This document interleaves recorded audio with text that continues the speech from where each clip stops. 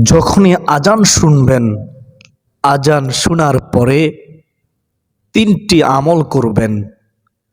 এই তিনটি আমল করলে ১ নম্বর পুরস্কার হচ্ছে আল্লাহ তাআলা খুশি হয়ে আপনার জীবনের যৌবনের সগীরা কবিরা সমস্ত গুনাহ ক্ষমা করে দিবেন। ২ নম্বর পুরস্কার হচ্ছে আপনার দোয়া কবুল করবেন। ৩ নম্বর পুরস্কার হচ্ছে হাশরের ময়দানে নবীজি সাল্লাল্লাহু আলাইহি ওয়াসাল্লাম আপনার জন্য সুপারিশ করবেন আল্লাহ তাআলার দরবারে।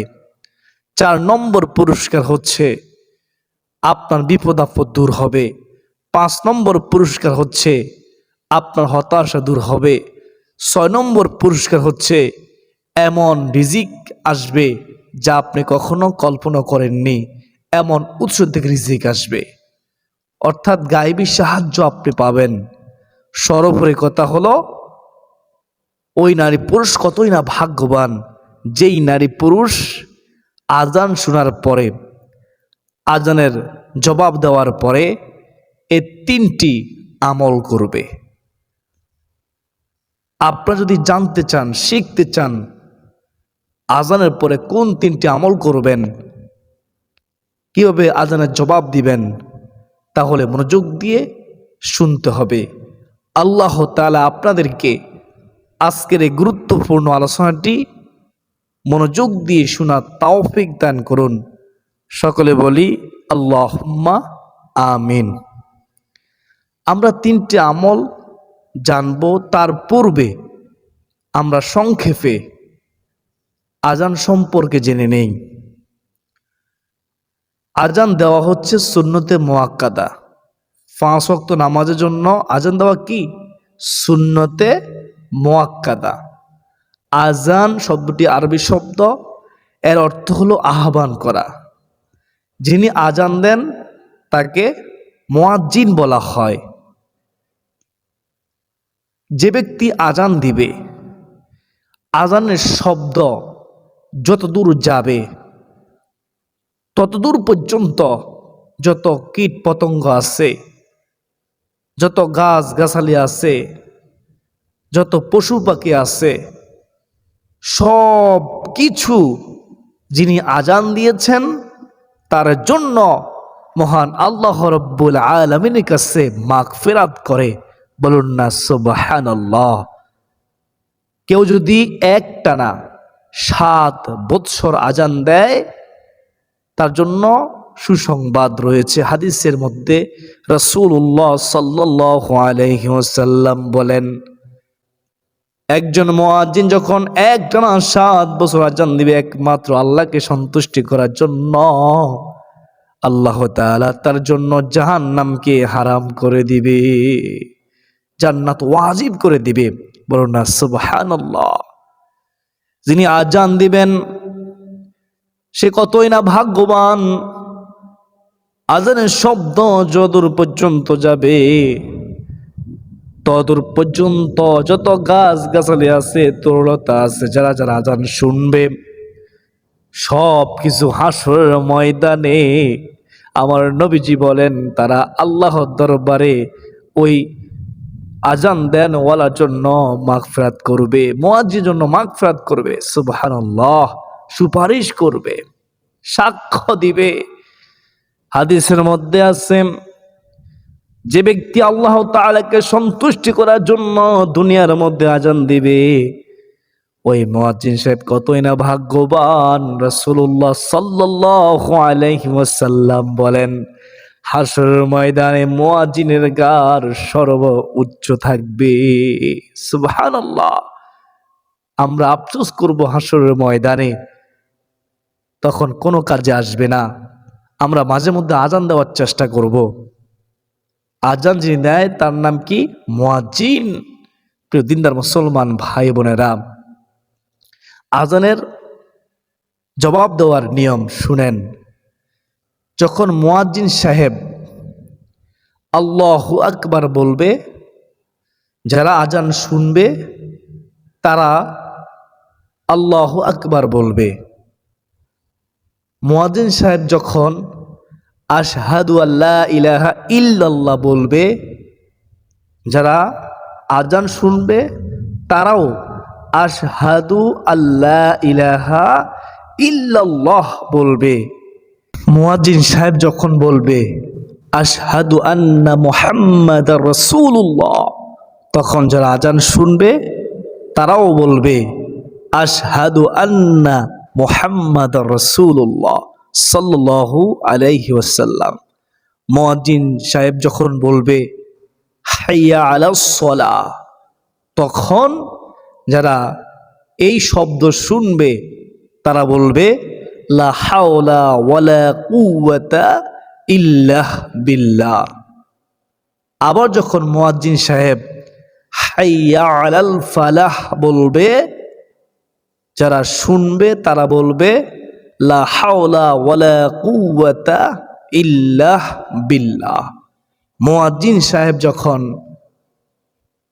লা ইলাহা ইল্লাল্লাহ বলবে, আল্লাহু আকবার বলবে, তখন অনুরূপ বলবে। আর শুধু মাত্র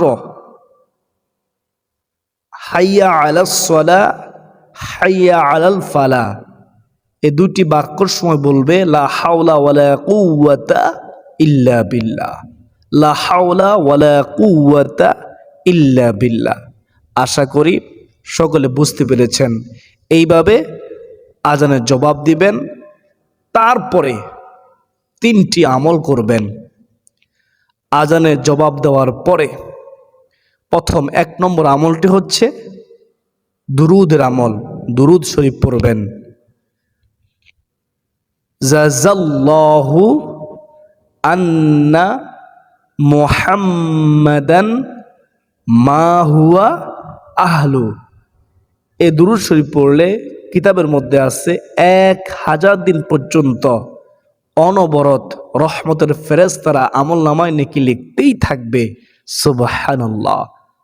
তো পড়বেন এই দুরুদটি একবার আজানের পরে ইনশাআল্লাহ। জাযাল্লাহু আন্না মুহাম্মাদান মা হুয়া আহলু। জাযাল্লাহু আন্না মুহাম্মাদান মা হুয়া আহলু। দুরূদ শরীফ পড়লে 10টি রহমত নাজিল হয়, 10টি গুনাহ মাফ হয়, 10 গুণ সম্মান বৃদ্ধি হয়। যে যত বেশি দুনিয়ার মধ্যে দুরূদ শরীফ পড়বে সে তত বেশি সম্মানিত হবে। সে রাসূলুল্লাহ সাল্লাল্লাহু আলাইহি ওয়াসাল্লামের নৈকট্য হাসিল করবে। হাসরের ময়দানে সে তত নিকটে থাকবে রাসূলুল্লাহ সাল্লাল্লাহু আলাইহি ওয়াসাল্লামের। সে রাসূলুল্লাহ সাল্লাল্লাহু আলাইহি ওয়াসাল্লামের সুপারিশ পাবে, হাউজে কাউসার নসিব হবে। বলুন না সুবহানাল্লাহ। প্রিয় দিনদার মুসলমান ভাই বোনেরা, তো এই ছোট্ট দুরূদ শরীফটি পড়বেন। আজানের পরে দুরূদ শরীফ পড়া হচ্ছে সুন্নত। আশা করি বুঝতে পেরেছেন। 2 নম্বর আমলটি হচ্ছে আপনারা আজানের এই দোয়াটি পড়বেন।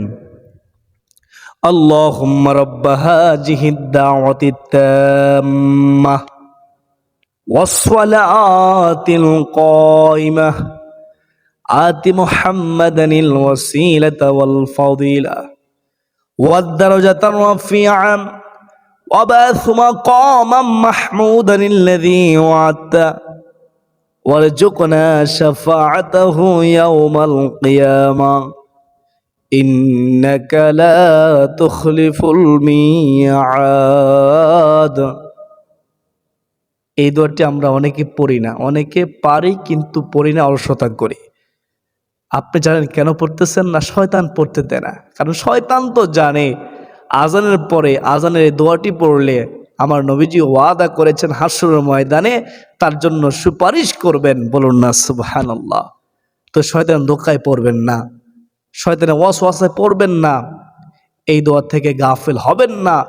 দোয়াটি না পারলে শিখে নেবেন, শিখে এই দোয়াটি পড়ার চেষ্টা করবেন। যখন আজান শুনবেন আজানের পরে দুরূদ শরীফ পড়বেন। 1ম নম্বর আমল। 2য় নম্বর আমল হচ্ছে এই আজানের দোয়াটি পড়বেন। আমি আবারও বলতেছি, اللهم رب هذه الدعوة التامة والصلاة القائمة آت محمدا الوسيلة والفضيلة والدرجة الرفيعة وبعث مقاما محمودا الذي وعدته وارزقنا شفاعته يوم القيامة إنك لا تخلف الميعاد। তো 2 নম্বর আমলটি হয়ে গেল। তারপরে সর্বশেষ 3 নম্বর আমলটি হচ্ছে ইস্তিগফার। সাইদুল ইস্তিগফার একবার পড়বেন। আল্লাহুম্মা আনতা রাব্বি লা ইলাহা ইল্লা আনতা খলাকতানি ওয়া আনা আবদুকা ওয়া আনা আলা আহদিকা ওয়া ওয়া'দিকা মাস্তাতা'তু আউযু বিকা মিন শাররি মা সানা'তু আবুউ লাকা বিনি'মাতিকা আলাইয়া ওয়া আবুউ বিযানবি ফাগফিরলি ফাইন্নাহু লা ইয়াগফিরুয যুনুবা ইল্লা আনতা। এই সাইদুল ইস্তিগফারের শ্রেষ্ঠ তাওবা দোয়াটি পড়তে দেরি আল্লাহ তাআলা আপনার চোখের গুনাহ, জবানের গুনাহ, হাতের গুনাহ, পায়ের গুনাহ, সর্ব অঙ্গ প্রত্যঙ্গের সমস্ত গুনাহ ক্ষমা করতে দেরি করবে না। বলুন না সুবহানাল্লাহ। আল্লাহ তুমি আমাদেরকে আজানের সঠিক জবাব দেওয়ার, আজানের পরে এই 3টি আমল করার, দুরূদ শরীফ পড়ার, আজানের পরের মাসনুন দোয়াটি পড়ার, ইস্তিগফার সাইদুল ইস্তিগফার পাঠ করার তৌফিক দান করুন। সকলে বলি আল্লাহুম্মা আমিন। এখন প্রশ্ন করতে পারেন, আমরা যদি আজানের পরে সাইদুল ইস্তিগফার না পড়ি আমাদের কোনো গুনাহ হবে কিনা? কোনো গুনাহ হবে না, বাধ্যবাধকতা নেই যে পড়তে হবে। তবে আজানের পরে দুরূদ শরীফ পড়তে হবে, এটা সুন্নত। আজানের পরে মাসনুন দোয়াটি পড়া মুস্তাহাব, পড়বেন, পড়লে সওয়াব আছে। কি কি সওয়াব আছে, কি কি ফজিলত আছে ইতিপূর্বে আমি বলেছি, আশা করি আপনারা বুঝতে পেরেছেন। অনেকে প্রশ্ন করে থাকেন যে আমরা যে আমল করি আমাদের আমল কবুল হচ্ছে না কেন? শুনেন, মনে রাখবেন, হারাম যে খাবে তার দোয়া কখনো কবুল হবে না, তার আমল কখনো কবুল হবে না, তার নামাজ কখনো কবুল হবে না।